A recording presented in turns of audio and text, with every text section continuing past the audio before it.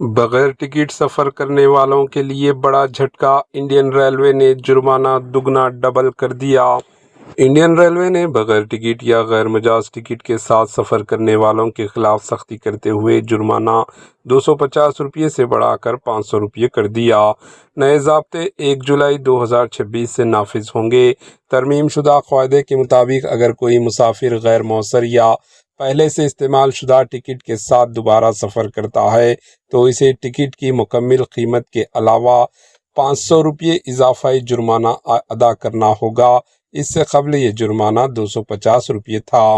اس طرح اگر کوئی شخص کسی دوسرے کے نام پر بک کی گئی ٹکٹ پر سفر کرتا ہوا پایا جاتا ہے تو اس کی ٹکٹ غیر مؤثر تصور کی جائے گی اور اس پر 500 روپے جرمانہ عائد کیا جائے گا۔ جرمانہ ادا نہ کرنے کی صورت میں متعلقہ مسافر کے خلاف قانونی کارروائی بھی کی جا سکتی ہے۔ انڈین ریلوے کے اس فیصلے کا مقصد بغیر ٹکٹ سفر اور ٹکٹوں کے غلط استعمال پر قابو پانا بتایا جا رہا ہے۔ Bureau report AHN news. AHN news کے یوٹیوب چینل کو سبسکرائب کریں اور بیل آئیکن کو دبانا نہ بھولیں تاکہ آپ کو ہر نئی آنے والی ویڈیو کا نوٹیفیکیشن بر وقت مل سکے۔